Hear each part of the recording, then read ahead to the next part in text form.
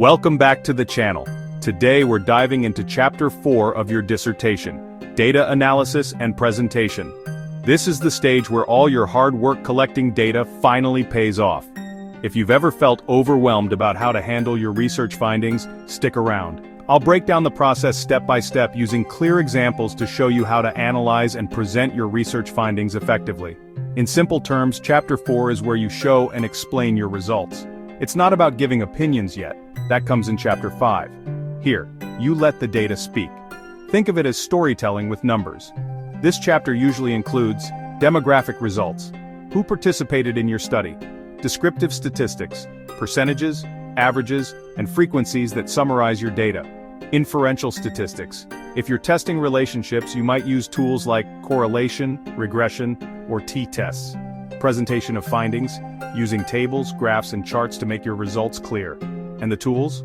Most students use software like Excel, SPSS, R, or Python. We'll focus on Excel for its accessibility, but the principles apply to any tool you choose.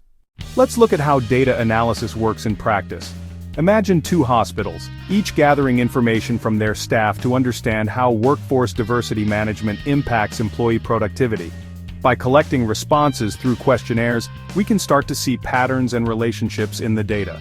The first step is to examine the demographics of the participants. This includes details like age, gender, job roles, and years of experience.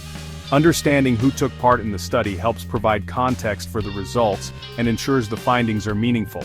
Both hospitals showed a mix of backgrounds among their staff. Looking at these demographic patterns helps us understand the environment in which the data was collected and why it matters for interpreting the results. Next, we move to the main findings. In one hospital, employee performance and satisfaction with diversity policies were generally high. Staff felt positive about training and teamwork, and there were fewer concerns about discrimination. High approval ratings for diversity policies and training suggest that employees feel supported and included.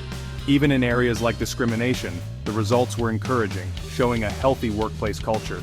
Teamwork and collaboration also received strong scores, highlighting the benefits of effective diversity management.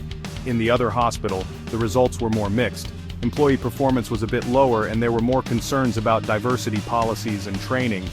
Training participation was lower and some staff reported higher levels of concern about discrimination. These findings point to areas where the organization could focus on improvement.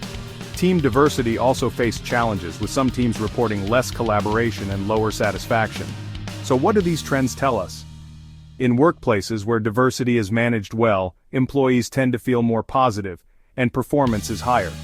Supportive policies and effective training make a real difference. On the other hand, when diversity practices are weaker, employees may feel less supported and productivity can suffer. This highlights the importance of strong diversity management in any organization. The main takeaway? Good diversity management is linked to better outcomes for both employees and organizations. These findings are valuable for anyone looking to improve workplace culture and productivity. When presenting your findings, use clear visuals like tables, bar charts, or pie charts to make the data easy to understand. Visual aids help your audience quickly grasp the key points. Line graphs are especially useful if you want to show trends or changes over time in your data. For example, comparing results from two organizations side by side in a bar chart can make differences in diversity management clear at a glance. This approach helps your audience see which practices are most effective. So to recap, Chapter 4 is all about showing results, not interpreting them yet. Start with demographics, then move to your main findings. Use clear tables and visuals to make your data come alive. Always let the numbers tell the story.